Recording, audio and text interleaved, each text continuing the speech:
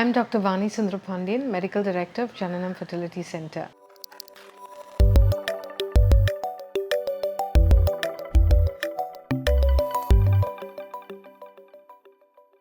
இது ரொம்ப important question. நிறைய பேஷண்ட்ஸ் கேட்குறது சிசேரியன் தான் ஆகுமா ஐவிஎஃப் பண்ணா அப்படின்னு சொல்லிட்டு.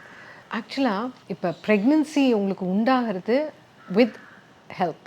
கன்சீவ் ஆகிறது நாங்கள் ஐவிஎஃப் பண்ணி நீங்கள் கன்சீவ் ஆகுறீங்க. ஆனால் 3 monthsக்கு மேலே ஹார்மோன் சப்போர்ட் கூட நாங்கள் கொடுக்கறதில்ல, இன்ஜெக்ஷன்ஸ் எதுவும் இல்லை. It is like a normal pregnancy. அதனால ஐவிஎஃப்னால சிசேரியன் கண்டிப்பாக ஆகும் அப்படின்னு நினைக்கிறது தப்பு. அது சிசேரியன் தேவையும் இல்லை.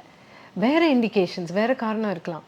ஃபார் எக்ஸாம்பிள் பேபி ரொம்ப பெருசாக இருக்கலாம், இல்லாட்டி பிபி ஜாஸ்தி இருக்கலாம், இல்லாட்டி ட்வின் ப்ரெக்னென்சியாக இருக்கலாம். ஸோ இந்த மாதிரி ரீசன்ஸ்க்கு சிசேரியன் தேவையாக இருக்கும். நார்மலாக கன்சீவ் ஆகிறவங்களுக்கும் தேவையாக இருக்கும், ஐவிஎஃப் பண்ணுறவங்களுக்கும் தேவையாக இருக்கும். ஆனால் ஐவிஎஃப் ஒன்று மட்டும் காரணம் கிடையாது சிசேரியன் தேவைப்படுறதுக்கு.